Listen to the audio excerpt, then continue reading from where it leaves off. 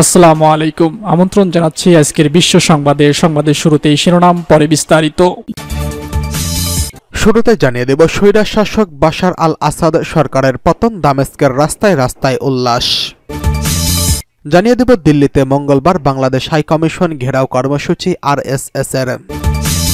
এছাড়া রয়েছে ইউক্রেনকে F-16 যুদ্ধ বিমান দিচ্ছে ডেনমার্ক। সর্বশেষ জানিয়ে দেব, পাকিস্তানের খাইবার পাখতুনখোয়ায় সন্ত্রাস বিরোধী অভিযানে 6 সেনাসহ 22 সন্ত্রাসী নিহত। স্বৈরাচার শাসক বাশার সরকারের পতন, দামেস্কের রাস্তায় রাস্তায় উল্লাস। পতন হয়েছে সিরিয়া স্বৈরাচার শাসক বাশার আল আসাদ সরকারের। রবিবার ভোরে বিমানে করে রাজধানী দামেস্কে ছেড়ে অজানা গন্তব্যের উদ্দেশ্যে পালিয়ে যায় সিরিয়ার প্রেসিডেন্ট বাশার আল আসাদ। এরপর দেশটির প্রধানমন্ত্রী মোহাম্মদ গাজী আল জালালি বিদ্রোহীদের সাথে হাত মেলানোর ঘোষণা দেয়। এর মধ্য দিয়ে সিরিয়ায় দীর্ঘ 54 বছরের স্বৈরাচার শাসনের পতন হল। বাশার আল আসাদের পালানোর খবর শুনে রাজধানী দামেস্কের রাস্তায় নেমে এসেছে হাজার হাজার মানুষ। তারা নেচে গেয়ে উল্লাস করছেন, পাশাপাশি স্বাধীনতা নিয়ে বিভিন্ন স্লোগানও দিচ্ছেন। এদিকে সিরিয়াকে মুক্ত ঘোষণা করছে দেশটির বিদ্রোহী গোষ্ঠী হায়াত তাহরি আল শামস HTS। বাশার আল আসাদ পালিয়ে যাওয়ার পরই গোষ্ঠীটি এই ঘোষণা দিয়েছে। আজ সকালে HTS এক টেলিগ্রাম পোস্টে বলেছেন, স্বৈরাচার শাসক বাশার আল আসাদ পালিয়েছেন, এর মধ্য দিয়ে একটি অন্ধকার যুগের সমাপ্তি এবং নতুন যুগের সূচনা হলো। বিদ্রোহী গোষ্ঠীটি ঘোষণা করছে, আসাদ সরকারের অর্ধ শতাব্দীর শাসনামলে বাস্তুচ্যুত বা কারাগারে বন্দী সিরিয়ানরা এখন ঘরে ফিরতে পারবেন। তবে এটি হবে নতুন সিরিয়া, যেখানে সবাই শান্তিতে বসবাস করবেন এবং ন্যায় বিচারের জয় হবে। এদিকে আগামী মঙ্গলবার দিল্লিতে বাংলাদেশ হাইকমিশন ঘেরাও কর্মসূচি আরএসএস এর। ভারতে হিন্দুত্ববাদী সংগঠন রাষ্ট্রীয় স্বয়ংসেবক সংঘ এবং 2 শতাধিক সামাজিক ও সাংস্কৃতিক সংগঠন আগামী মঙ্গলবার 10ই ডিসেম্বর দিল্লিতে বাংলাদেশ হাইকমিশন ঘেরাও করার ঘোষণা দিয়েছে। তাদের দাবি, বাংলাদেশের সংখ্যালঘু হিন্দু সম্প্রদায়ের উপর নিপীড়ন প্রতিবাদে এই কর্মসূচি নেওয়া হয়েছে। একই দিন ভারতের পররাষ্ট্র সচিব বিক্রম মিশ্রের ঢাকা সফরের ঘোষণা এসেছে। তিনি বাংলাদেশ ভারত দ্বিপাক্ষিক সম্পর্ক নিয়ে আলোচনা করতে সোমবার ঢাকায় আসবেন। ভারতীয় সংবাদ মাধ্যম ইন্ডিয়ান এক্সপ্রেস শুক্রবার জানিয়েছেন, সিভিল সোসাইটি অব দিল্লি নামে একটি সংগঠন 10 ডিসেম্বর এই বিক্ষোভের নেতৃত্ব দিলেও প্রকৃতপক্ষে এর পিছনে মূল ভূমিকা রাখছে আরএসএস।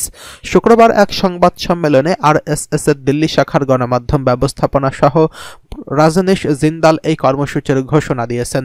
জিন্দাল অভিযোগ করেছেন, বাংলাদেশ সরকার হিন্দু এবং অন্যান্য সংখ্যালঘু সম্প্রদায়ের উপর নিপীড়ন চালাচ্ছে।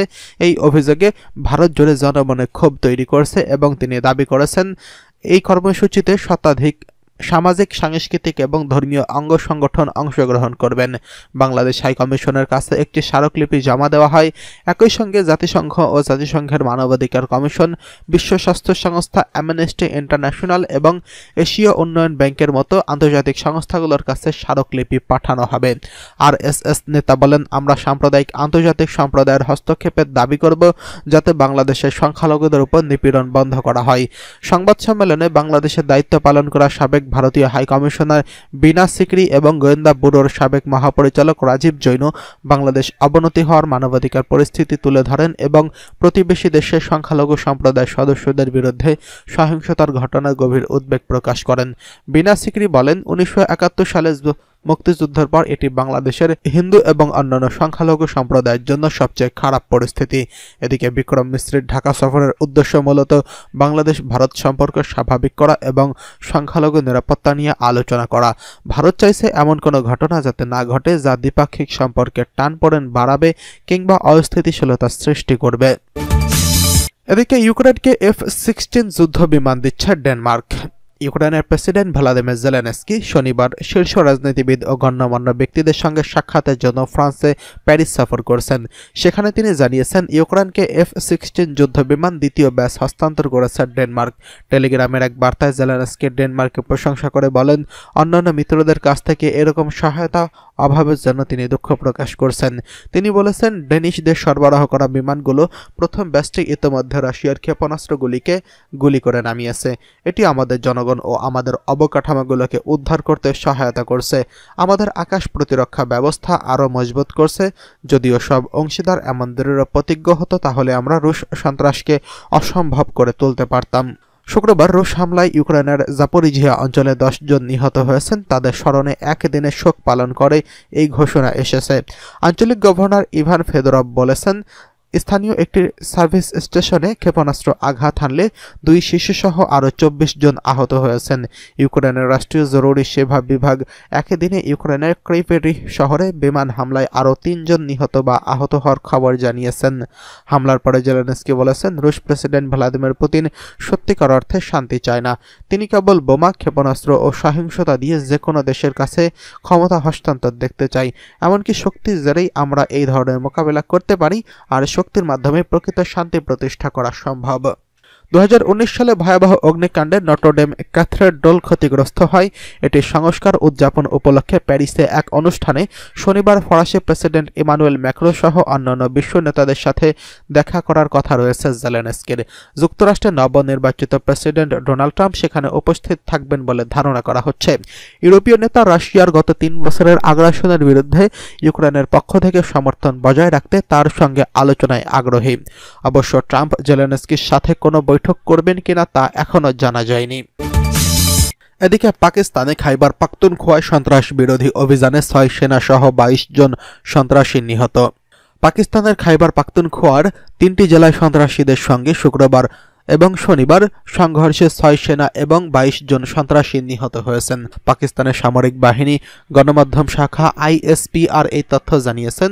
দেশটির সংবাদ মাধ্যম দ্য ডন এই খবর নিশ্চিত করেছে। ISPR এক বিবৃতিতে জানিয়েছে, খাইবার পাখতুনখোয়ার থল জেলায় সন্ত্রাসীদের একটি নিরাপত্তা চৌকিতে হামলার চেষ্টা ব্যর্থ করে দেয় সেনাবাহিনী।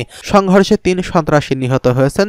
তবে তীব্র গোলাগুলির সময় 6 জন সর্বোচ্চ সামরিক কর্মকর্তা আত্মত্যাগ করে শহীদের মর্যাদা অর্জন করেছেন। তারা হলেন সেপাই নিজামুদ্দিন, নাইব সুবেদার মোহাম্মদ খালিক, হাবিলদার জাদিদ আলী, ল্যান্স নায়ক শহীদ রহমান সিফাতুল্লাহ। ট্যাঙ্ক জেলার গুল ইমাম এলাকায় সেনাবাহিনীর গোয়েন্দা তথ্যের ভিত্তিতে পরিচালিত এক অভিযানে 9 সন্ত্রাসীকে হত্যা করা হয়েছে। ওই অভিযানে আরও 6 জন আহত হয়েছেন।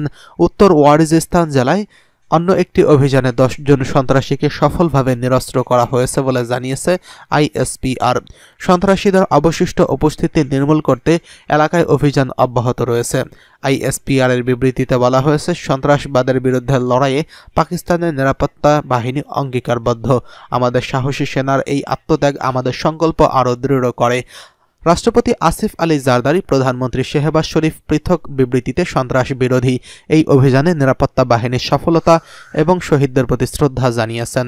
রাষ্ট্রপতি জারদারি বলেছেন, 22 জন সন্ত্রাসীকে হত্যার এই সাফল্য নিরাপত্তা বাহিনীর একটি বড় অর্জন। সন্ত্রাসীদের সম্পূর্ণ নির্মূল না করা পর্যন্ত এই অভিযান চলবে। নিহত সেনাদের প্রতি শ্রদ্ধা জানিয়ে তিনি বলেছেন, সন্ত্রাসীদের বিরুদ্ধে লড়াইয়ে জীবন উৎসর্গকারীদের সাহসকে পুরো জাতি স্যালুট জানায়। আমাদের দেশ রক্ষায় আমাদের আত্মত্যাগ জাতির জন্য গর্বের বিষয়। প্রধানমন্ত্রী শেহবাজ শরীফ নিরাপত্তা বাহিনীর দক্ষতার প্রশংসা করে বলেন, প্রিয় মাতৃভূমির জন্য জীবন উৎসর্গকারী এই সাহসী সেনাদের প্রতি আমি পুরো জাতির শ্রদ্ধা জানাই। তিনি আরও বলেছেন, সন্ত্রাসবাদ নামক দানবের বিরুদ্ধে যুদ্ধ চলতেই থাকবে যতক্ষণ না এটি দেশ থেকে সম্পূর্ণ নির্মূল না হয়। সন্ত্রাসবাদের বিরুদ্ধে এই যুগের পুরো জাতি নিরাপত্তা বাহিনীর পাশে আছে। সম্প্রতি পাকিস্তানের বিশেষত বেলুচিস্তানে খাইবার পাখতুনখোয়ায় সন্ত্রাসী হামলায় নিহতের সংখ্যা বৃদ্ধি পেয়ে দাঁড়িয়েছে।